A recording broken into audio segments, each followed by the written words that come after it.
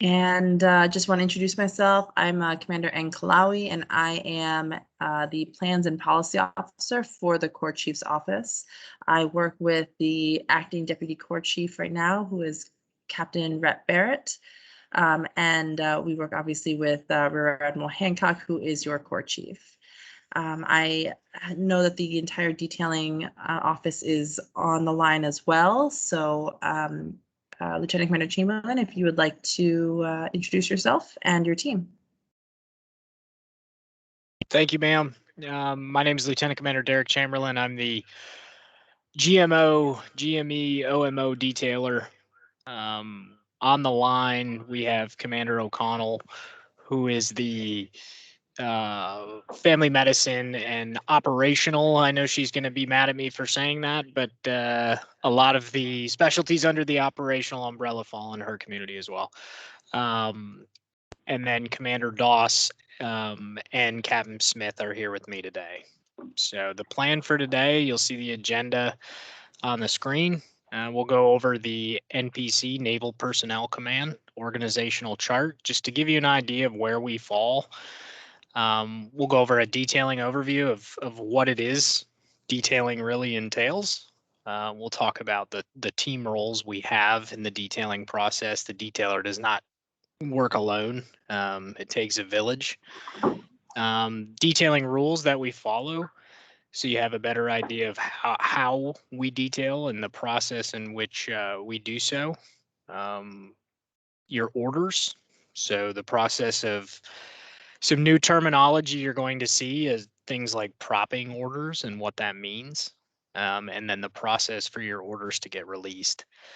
And then the last one will be the Corps Chief's Office will go through the Medical Corps roadmap, which is not a you have to do it this way. It just gives you kind of an idea of how to progress through your career. We use it in the detailing shop as well, just to make sure that we're keeping you on track and you're not moving backwards, that we continue to move up and out. And so we can take care of you, as that is our primary focus. Excuse. There we go. Okay, so here is the NPC organizational chart. You can see in the blue is where PERS 4415 medical placement branch is. We fall under that. You can down in the orange area, you'll see the medical corps detailers, that's where we sit. You'll see the dotted line over to BUMED, and that's a coordination line. And in an organizational chart, the coordination line is there to show that relationship of how we are supporting that entity. So we support BUMED. We here at PERS fall under a line commander. So we don't work for BUMED. We support BUMED through our line commander. So we talked about our team. We are 4 people. So we are a pretty small shop. That when you think about the medical corps as a whole, we have a lot of people that we detail. We have 3 different desks. So we have a medical department training desk, which is a placement desk. So what placement does is they ensure we post the billets, meaning we have the billet available, that that billet is properly funded. And once that billet is put in place, we can write orders to the billet. Since that is a training placement desk, so medical corps training assignment desk writes to those billets. That's my lane. I write to those placement opportunities. So if you're going to a residency or if you're going to any other school, I will be the individual both adding the billet and writing to the billet. And then the Romeo desk is where we write our orders out of. So all the detailers, probably, I would say 75% of our orders, maybe 80% of our orders come out of that desk. So the team detailing team roles. So the detailer's role is I am your advocate. I am here for you. I work for you.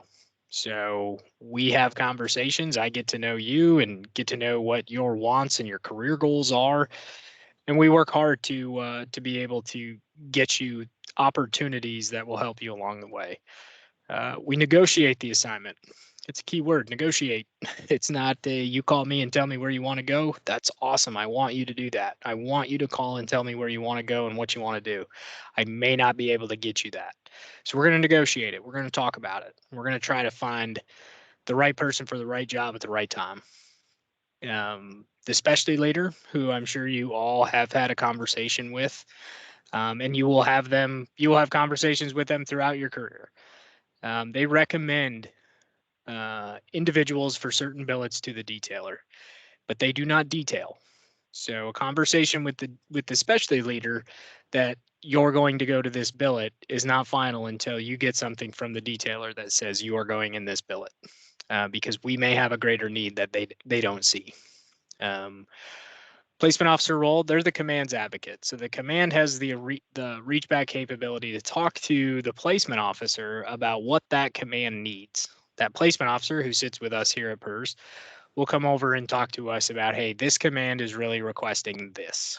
And we work that through placement.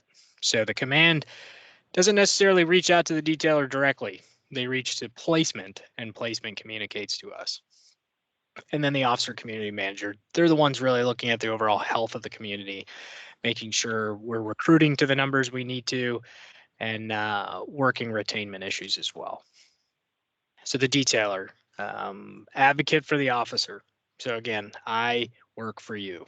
I want to make sure that I am meeting your needs, and that is done through streamlined communication. So we need to be communicating up, down, and sideways with each other, making sure we're informed and we know exactly what's going on. We negotiate and we enter the orders. We'll go into what enter orders means on a later slide. I communicate with the specialty leaders, if not every day, at least multiple times in a week. We talk about their needs in the community, individuals in the community that they would like to see in certain billets because of either past experiences or knowing what you're wanting. And we communicate and talk about that very frequently. Um, so counseling constituents before and after boards. So I want to be very clear what a board, when we say board, what we mean. So a board in this case is a promotion board. So if you are going into zone to be looked at for being promoted, we should have a conversation because we want to look at your record. We want to make sure all your stuff is in there and we don't leave any gaps and seams that the board may look at in a poor light. Additionally, if you're above zone, we really need to talk because you've been passed over and we need to determine why. And then we'll look through your record and try to get you at a point where the proper stuff is in your record going into board. It's never too early. I have a reminder on my phone every 6 months to do my own internal record review. So I do a record review on myself every 6 months. It's worked really well for me, and I would recommend that you do that as well. If you want to schedule one with me, we can sit down and we can go over the first one together, and that'll kind of give you a basis of where to start from and how to do that for yourself later on. But always, always, always feel free to reach out to me if you want me to look at your record. So we nominate officers for board member duties, not really in the intern lane. That's more for the senior folks, and we will conduct command site visits. So I'll be out. We'll be attending multiple locations to come out and see y'all and sit down and have a conversation face to face and get to know you a little bit better. And we will be doing that. COVID kind of put a delay to that, but we're going to get back on track. So detailing rules, we fill billets by priority. That is the number one. So if the Navy has a priority to fill it, we are going to be reaching in and filling it. May not be where you want to go, but if you are the right person for the job and you are trained appropriately and we need it, then you might get pulled out of the bullpen. So the priority for detailing, we look at the Global War on Terrorism support assignments. You'll hear GSA or IA billets. We fill those first, then we go to operational, then OCONUS, and then last shore. We can't write to an unfunded billet. So if there's no money in the billet, we can't fill the billet. So just know that even though you may know somebody that's in a billet right now and they're leaving and you really want that job, we can take a peek and say, hey, that billet's no longer funded. I can't write you into that billet. So when that person vacates, it is no more. So understand DoD tour links. They vary by location and duty type that you're doing. Some maybe 36 months when it's a shore duty, which is like an MTF. And when you're in an operational billet, they can be 24 months. Same thing for the CONUS prescribed tour link requirements, exceptional family member program limitations. So due to a potential family member having an illness, you are limited to locations that we can ensure treatment for that individual. So we see that in your record, and we will work with you to get your family in the right place to be able to ensure their care. Co-location requirements, it's a big one. One thing I want to bring up, so if you're a dual military couple and we will work to get you in the same location together. We have a 12-month buffer in there per the instruction to align you. And additionally, one thing to note, when a member is in a 342 status, which is you have accepted residency or you have accepted a fellowship, the co-location requirement is waived. So that is a common misconception when people say, well, I'm a colo. That's right, you are, but you accepted residency, and therefore being in that 342 training status, you have waived your co-location requirement. We will still work very hard to get you co-located. We will exhaust options, but we are not bound to the colo requirement when not in a training. Legal hold and limb due, if you're in one of those statuses, we won't be able to move you out of a billet. We'll wait till those are resolved and then be able to move you from there. So the OMO detailing process, this is new this year. So we'll kind of go through how this process is going to work. So we start with our second, third, fourth tour GMOs, individuals that either didn't apply to residency or didn't match, and they're going to do another GMO tour. We start to work those pretty early. We know the folks that didn't apply to residency and are just really wanting to do their last tour and complete their obligated service date and move into the civilian sector, and that's awesome. We appreciate their service and we're very thankful for that. We can start to detail those individuals pretty early, and so we start with them first. After the selections come out and the acceptances by the individuals, so FMF and surface in this instance under the new OMO process, we will work through the specialty leaders who provide us the list of the acceptances and the scoring mechanism to detail those individuals.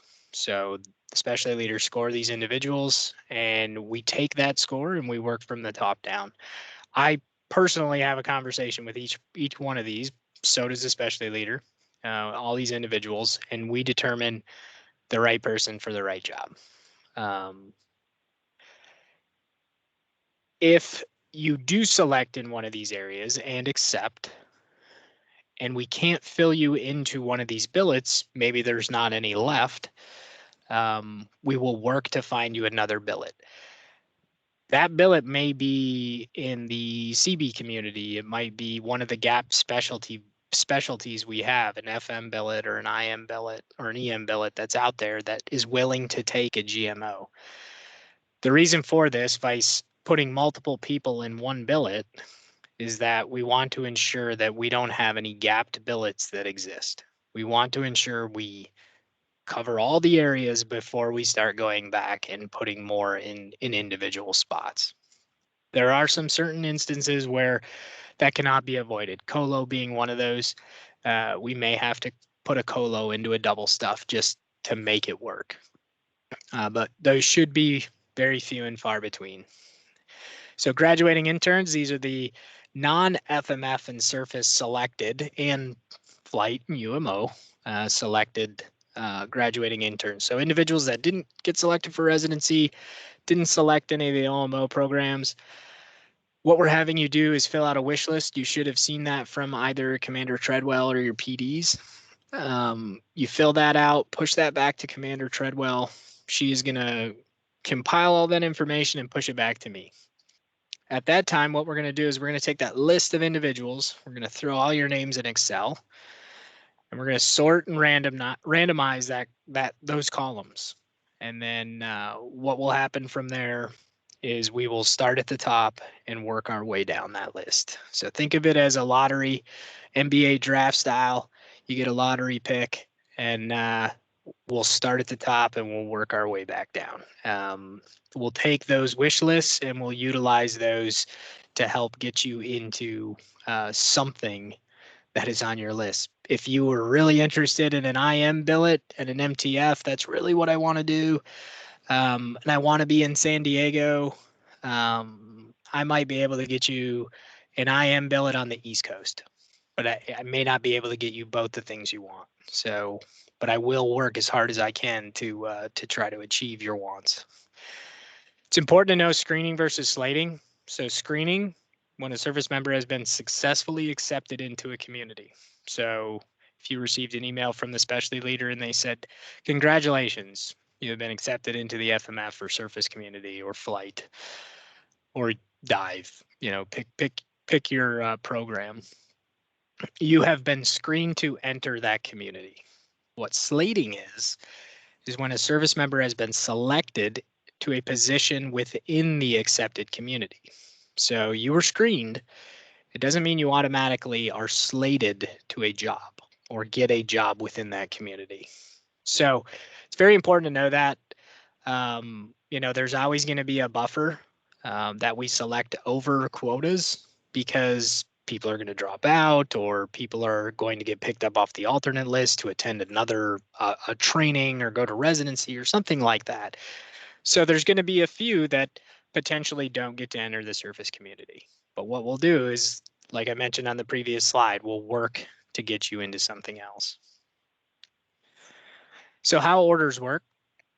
So when we have our conversation and we negotiate your orders, after everything is cool, I will propose those orders into the system.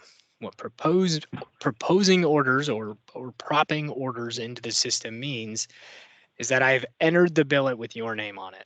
Now it goes through this vetted process through PERS, which you can see below. So losing placement looks at, is there a backfill coming in to replace that individual? Gaining placement, does the individual meet the requirements for the job? Waivers, do we need waivers in order to send this person to this job? Do they need to be waived to leave their job early to accept this position? Then it goes to the order writers who write the orders. Put all the information in the orders that you'll see. I'm sure you've seen a set of orders by now, and they're pretty lengthy. It's very important you read every word in your orders. There's a ton of information in there that will answer a lot of the questions that you may have. Then it goes to costing. Is there money in that code, 4415, which is the medical branch? Is there money in that code to cover your orders? It goes over to the overseas screening desk and the EFMP check to make sure that we have done our homework and are putting you in a location where you have passed your overseas screening to make sure that you and your family can go to that location. And then additionally, if there's an EFMP issue, that there is adequate care at that location. And then it goes to PERS 451 for the final cost review. Is there enough money in the big PERS account to be able to cut those orders? At that point, those orders are released. So when you'll see the email from me that says, congratulations, I have proposed your orders for X unit. And then after that, I will say, I recommend putting a reminder in your phone from 8 weeks from this email. Continue to check NSIPs. If you have not seen your orders in your NSIPs account, by the time you get that reminder, you need to reach out to me. So you don't need to reach out to me before. We can talk, but I'll tell you to just keep checking NSIPs. And at that eight week mark, give me a call back if you haven't seen anything, and I'll start to bird dog and try to find out where that stuff is. So your orders are usually released 6 months prior to detachment. So a lot of that relies on the pending funding availability. So if there's no money, we can't cut orders. If there's money, we can cut orders, and we like to stay at that 6 months, but it's no guarantee either. So, that is a very fluid number. Orders can be modified or canceled at any time prior to execution. So just because you have orders in hand, until you are checking into that command, they can be changed up until that point. So what takes us into the next little bullet of don't financially obligate yourself to anything. We can't do anything about that here. If you're required to go to a job and we need you there, and you bought a house at the other place that we just canceled your orders for, PERS is not going to take on that mortgage. So just be smart and don't take any large financial obligations on. Some of you have asked for letters of intent. Those are case by case right now. Currently, PERS is not releasing letters of intent, which help you get into housing early, get you on the list, childcare services, stuff like that. So we aren't doing any of those right now, but it doesn't hurt to ask. And this is really just extensions. You might get to your location and realize, man, I love it here. This is a great job and a great place. My family's happy, and I think I'm going to extend.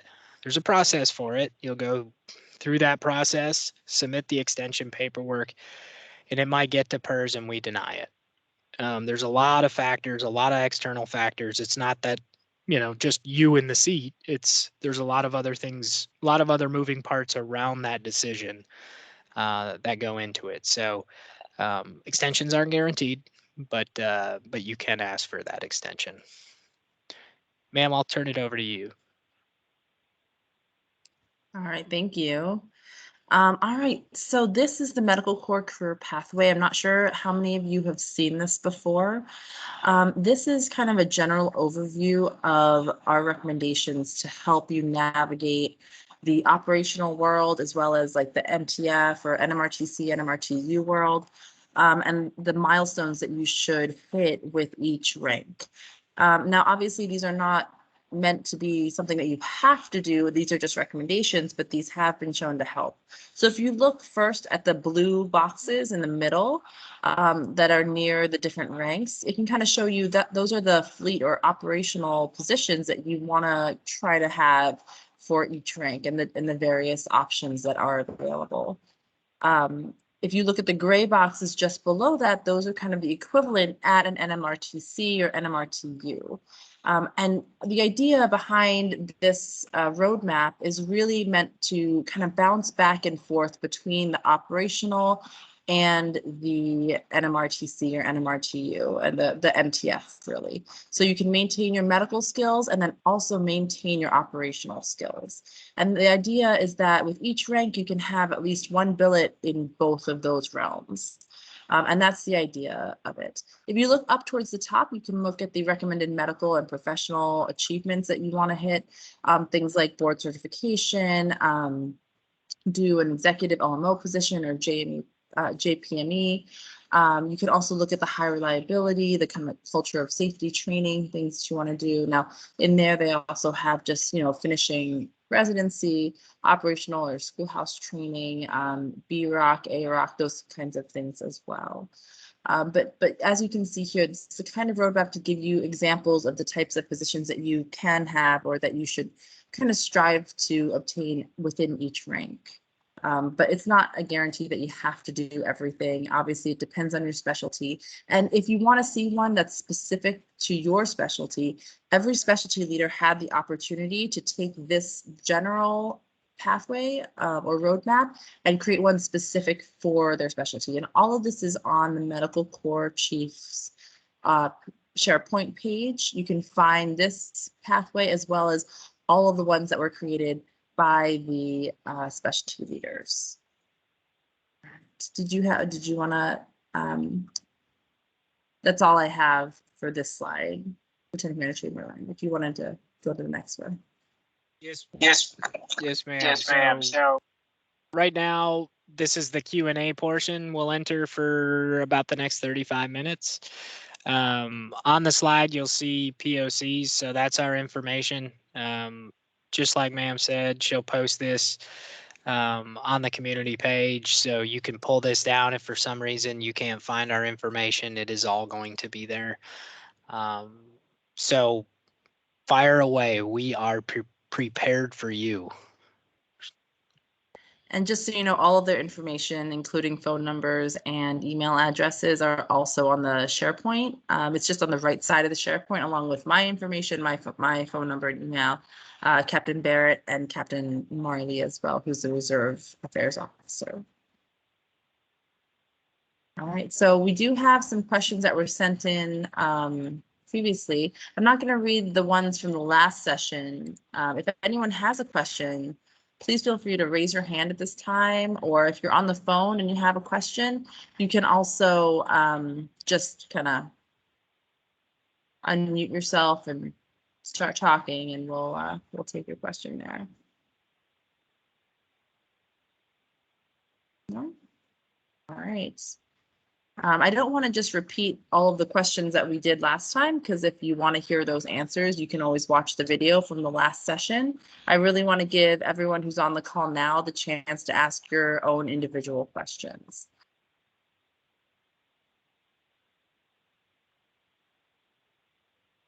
All right, there were a lot of questions that were sent in prior to the, nope, someone had raised their hand. Did you want to talk? I'm just gonna fill in with other questions that were sent. Lieutenant Commander Courier, go ahead. Thank you very much. I'm wondering if you work with reservists who want to go full-time support.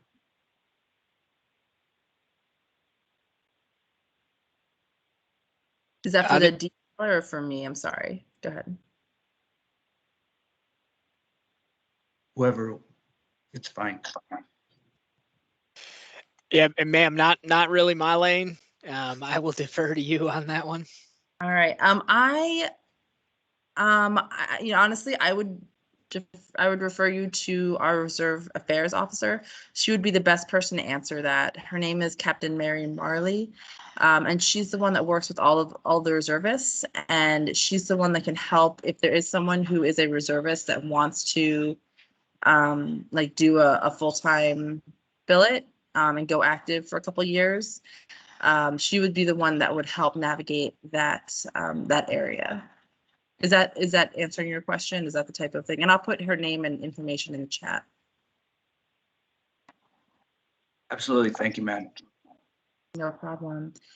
Anyone else with a question?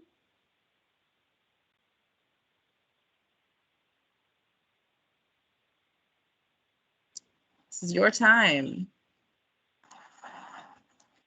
All right, well, there were questions that were sent in that were about what do you do when you go overseas?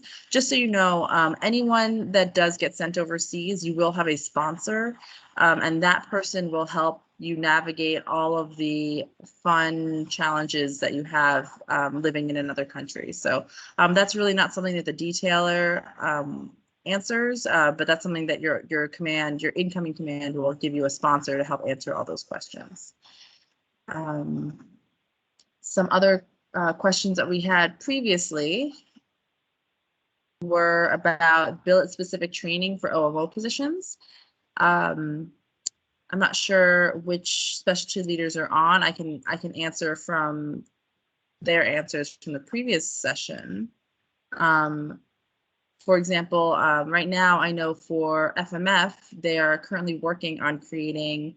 There is a schoolhouse, but there's not one that is uniformly provided for everyone that goes into an FMF billet. And so they're working, the surface community as well as the FMF community are working on creating schoolhouses to help ensure that everyone going into their communities are going to be trained. However, even though they are working on setting them up, they're not up and running just yet. It will probably take a couple of years. So sorry for anyone going this summer, but it will be up and running in the future. And right now, the pipeline for flight and dive are continuing as they have in the past. So they have their own schoolhouses, they have their own training pipelines, and they're set up and ready to go. So, ma'am, I'll add one thing on that. So the schoolhouses may not be ready for you to go as an I-stop, meaning you report to that schoolhouse before you get to your ultimate duty station. So you go get educated and then you report to your duty station. They may not be ready. They may not be prime time right now for that. But what I do recommend is when you get to your command, if that's something you would like to do, ask the question. The schoolhouses for the FMF are currently, at Camp Pendleton in Southern California and Camp Lejeune with the Carolina MAGTF. So those individuals going to those FMF jobs there will have access. There are quotas available. We just need to ask when you get to your command. And if your command has the ability to let you go to that course, more than likely they will allow that. So it's not that it can't be done. It just may not be streamlined like the other communities like flight and dive at this point. We will get there, but it may not be prime time yet. Over.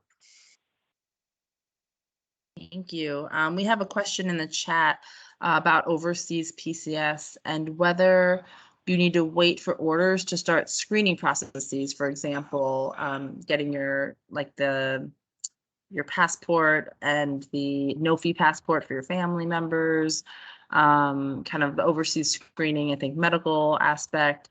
Do you need to have your orders in hand before then, or should you start that process, and can you start that process before orders are written?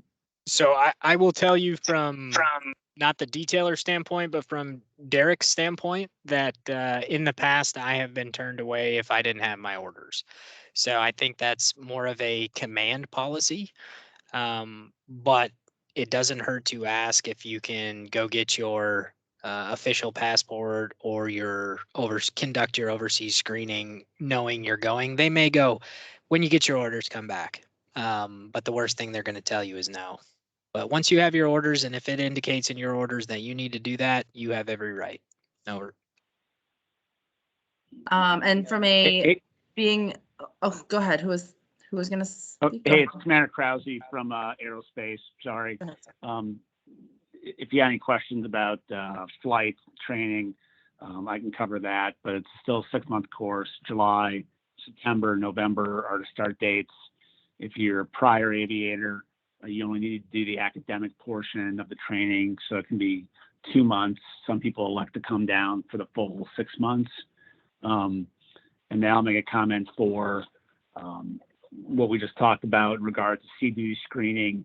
I have the carriers, so SMOs on carriers, because the order's coming out slow this year, I've asked them to go get C-duty screens early, because obviously it becomes really hard to find someone to go on an aircraft carrier who has the right training to just pick them off the side of the street. So they are doing them early, and I told them I would pick up the phone and gladly talk to any command about their ability to get a C-duty screening as an 05 or an 06 if their command policy is no. Thanks. Wonderful. Thank you, sir. Thank you for explaining that for the group. I also know that it does change from not year to year, but between years. So before I went to Japan, you had to wait for your orders to get everything done. And then when I was in Japan, they literally changed it and said that you couldn't even get your orders until you had everything done. So it does change. Also, sometimes it changes. It's dependent on the location of where you're going. So just ask your command that. There's usually someone. There's definitely someone in there that can help you. Another question that we have is, what changes if any, do you foresee with the transition to post-residency trained personnel filling OMO billets? I don't know if you want to take this one. Are any of the specialty leaders on the line, either surface or FMF? I mean, I can answer it, but it's more probably in your lane.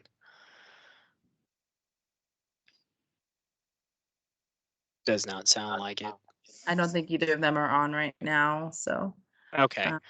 Obviously, release from your current community is going to be the first step. We have multiple people that are asking to come over right now. However, if the community is not properly manned at this point, it's really hard to let people out of that community when we have 80% of people. 80% of we have 80% of the billets filled. So we have a 20% gap that we can't meet. So it's really hard to say, yeah, we're going to release you even though we're 20% short on filling that community. So the transition will obviously that will change over time.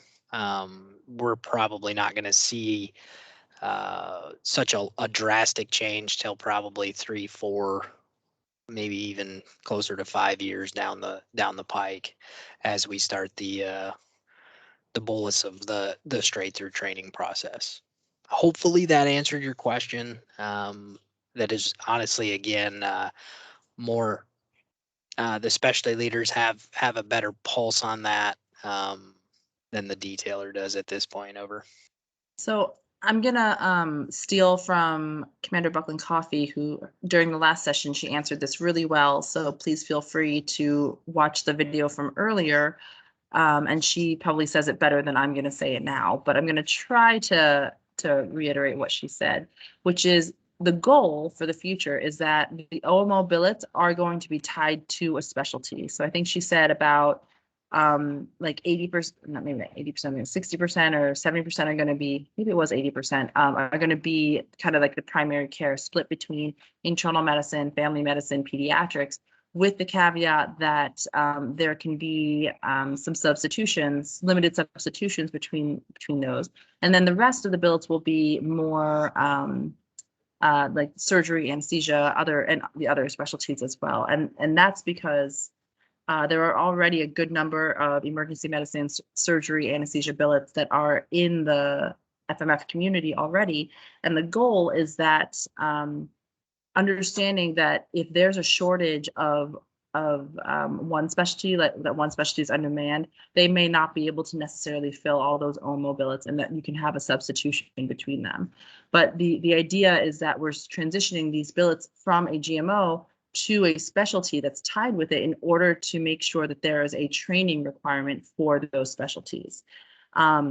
Instead of having it as just a general medical officer, if you have it tied to the specialty that says, hey, we need to continue to train people in internal medicine, family medicine, pediatrics, general surgery, all of those. So, so that's the idea. And in the future. Now, right now with the transition, there's still going to be a number of GMO billets and then and then we're slowly transitioning those billets over into the specialty OMO ones. And hopefully that answers your question. And hopefully I said the information correctly. She said it much better last time, so my apologies.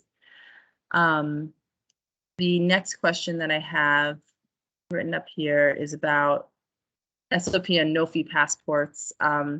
Last year there was a big issue, and I don't know exactly, I don't know the exact details of the issue last year, but I know that there's an SOP on that, and your command should be able, your current command has an overseas office that there is someone there whose job it is to tell you all of the steps that you need to take to go overseas, and they have the process for filling out that no-fee passport.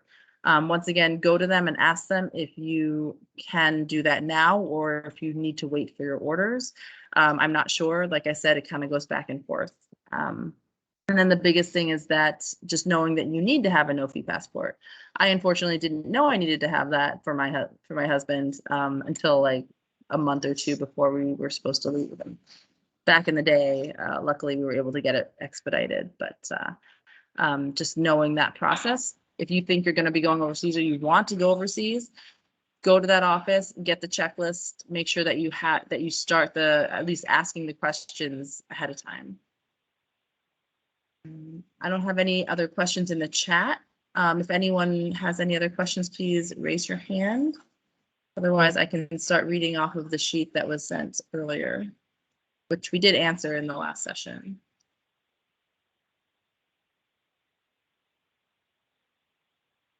No, okay. Let me see. We talked about the different schoolhouses already.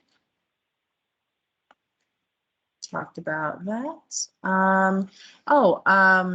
Commander Chamberlain, I don't know if you wanted to talk about the various positions based on your rank and whether, like if you're mid-level or senior 04, and you want to go OMO, are you going to be able to get a position that is going to help your career versus like an 03 billet that potentially would be detrimental to your career progression? Yes, ma'am. So we have ran into this a couple times this year where people have applied and wanted to, and accepted and wanted to come over to, let's say, the FMF. And as we go through with what's available, billet wise, to fill them in, we kind of go through and then we go back and look at the member's record and say, the only billets I have available are billets that you did as a first tour GMO. So we take a hard look and go, even though the member really wants to do this, and we would be more than happy to have that individual in the community, this is not a good career move for that individual, to be able to go back to a job and do it again at a more senior rank. So we take those pieces into consideration, and we would probably have a conversation with that individual about applying to maybe an NSS position at the regiment or at the brigade level, that we could potentially use that individual for. So, we will take into consideration your growth. Even though you may want to come into the community, it may not be the best thing for you, and we'll provide you that guidance. Over. Thank you. The other person that you really want to talk to as well is your specialty leader. Detailers will help, but it's a good kind of conversation for you to have with multiple people about the best place for you to go, the best type of billet that can help progress your career. So there's another question that I wish we had Commander Buckley Coffee on. I wish we had asked this last time, or if she was on. But given the increasing complexity of greenside medicine with prolonged casualty care in the distributed environments, are there any plans to create a concrete long-term FMF career path for OMOs? So I can answer part of that. Last year, so I'm pretty new in this job, but was heavily involved with the Health Services Operational Advisory Group through Headquarters Marine Corps in my previous role, and that is a topic that is being explored right now. So is it going to happen overnight? No. We're talking about having to. I'm going to use a term palm. We're going to have to palm out for those services, which essentially are man train and equip dollars that we're looking probably palm 25 at the earliest. So FY 25 to be able to get some of those programs in place. So conversations are happening, but it will take time in order to roll those programs out. Now, there's some stuff that's currently out there that will be involved in that program, like programs like the Valkyrie system, where you can see it. It's out there. It's fielded and it'll probably be in some of those FMF organizations. But until we get a full up curriculum put together where all those parts are included, it will take some time. Over. Hey, Lieutenant Commander Chamberlain, it's Commander Krause. Can you guys hear me? Yes, sir, we can. Yes, sir. Hey, sorry, I'm not on Teams. So, one comment: the phone call we had the other day with the medical corps chief, I did bring up that question about the rank disparity. With we have a lot of lieutenant billets in flight, and my direct question was how it could potentially affect their career and not being a good career choice to take that billet. His response was that if we have to put someone senior, let's say an 04 and 05, into a lieutenant billet because they fit the timing right to go there and we have a need to fill it, that it just needs to be reflected properly in their fit rep, and that it needs to be understood that they're filling a billet of need because there's no one able to fill it. And his thought is that their career preceding that should show for itself when they come to the board. So obviously you don't want to take a 1 of 1 billet followed by a 1 of 1 billet followed by a 1 of 1 billet. But if you perform well in the MTF, in the operational world, back in the MTF, and then you happen upon this 1 billet that happens to be in Key West, and no one else can fill it, but your timing works out and you can go there as no 5, you could potentially fill that billet. I know that doesn't project well to people what they've seen in the past with boards, but that's the way we're trying to go, where we have to fill people with a need. And I'll make one last comment and then you can jump in. As far as the aerospace side, if somebody wants to come back into the community, I would like to know as soon as possible. So plan out in advance, because if you are an 05, you have a finite number of billets where we can put you into a leadership position. And so I need to know in advance so I can kind of outlook and say, hey, I could put you here. Otherwise, like I said, I have a ton of lieutenant billets, and the idea is not to put you back in something you did, 15 years ago. Thanks. No, sir, those are great points. And, that just me thinking to myself, but, those are things that if that's really where the Corps Chief is going, we can possibly look at providing that in the board precept. So it's not held against the member if they're willing and able and taking something that the Navy really needs. So taking that OMO billet that otherwise, for 30 plus years of how we've ran boards would look a little funky per se. It wouldn't be held against that member. So that's a great point. I've written it down, and I think we can ask that question here at PERS to see if that's something we can assist with this program over. That's wonderful. Yes, and thank you, Captain Krause, for putting that in there, because yes, that the Admiral Hancock did mention that if it is something that is the need of the operational community and someone is willing to, kind of quote unquote fall on that grenade, that's something that shouldn't be held against them, that they are doing that for the community, for the operational community. So definitely. I will say one thing, going back to the FMF career path that you had mentioned, Commander Chamberlain, was that I feel like even though that is kind of in the works, the idea will still be you need to maintain your medical specialty as well. Remember, this is an OMO, so the idea is that you will have your medical specialty, so you'll have to continue to maintain your your board certification or your KSAs within that specialty as well.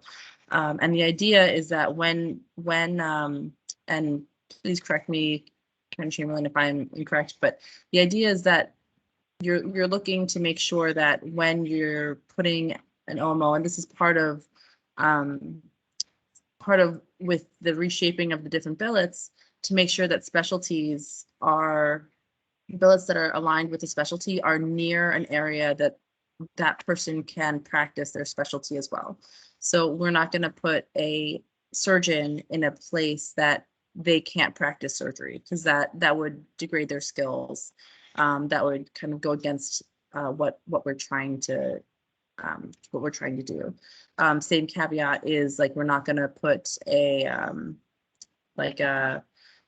OBGYN somewhere a GSNO somewhere that they can't practice their trade. So that is something that is also being considered as well. No, spot on, ma'am. All right. Are there any other questions? I feel like I went through the list that was sent to me, and a lot of them were answered already, or were answered already in Commander Chamberlain's presentation. So I don't know, Commander Treadwell, if you wanted to make any announcements for the group. I believe there was something. Yes, thank you so much. So all of our interns to turn in their wish list on the 8th, which is next week. If you need additional time, just let me know. But please respond by the 8th. I'm going to be sending those off as soon as possible. once I have them all, to assure that we have a fastest detailing as possible. Thanks.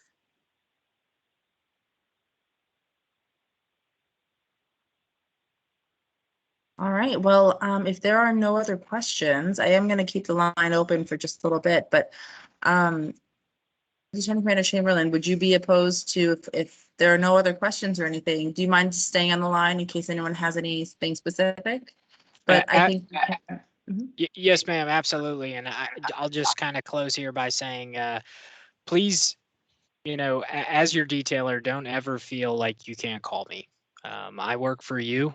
I am your advocate. So please, whatever is going on, don't keep it to yourself. You can talk to me, and I will work with you to the best of my ability to assist you with this process. So you're never a bother. I am available, so please reach out. I would like to afford my boss, Captain Smith, the opportunity to say a few words, sir.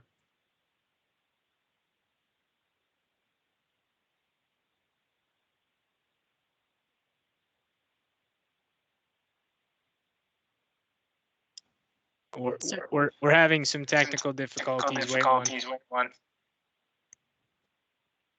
In the meantime, I also want to open the floor to any of the specialty leaders if you wanted to say any words too.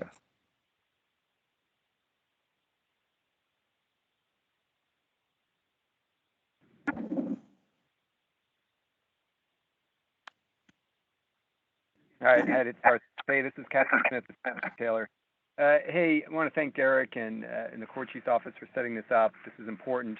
Again, in my time here, I think that the direct connection between detailers and the members are important. So I think this is a great opportunity to kind of educate our graduating interns, our soon-to-be GMOs, and other specialties on the process that goes on out here at Millington. So I think this has been a challenging cycle this year, and anytime you're doing something brand new and basically transformational, this is kind of the process. But let's remember what the end state is. The end state is that we're preparing our new medical corps officers to better support the fleet through processes that have already been in place for the UMOs and the flight surgeons, but now being extended to all our operational communities through the OMO, through an OMO process.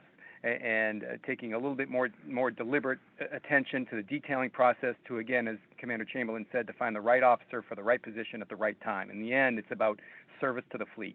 And we want to make sure that not only the mission is going to succeed, but that our members, our officers are going to succeed. So I appreciate all the work by the specialty leaders, the program directors, and all the community managers to really help us, in the end, to detail our officers to the best place for their professional and personal development, and also to maximize mission assurance. So again, a lot of things, a lot of lessons learned.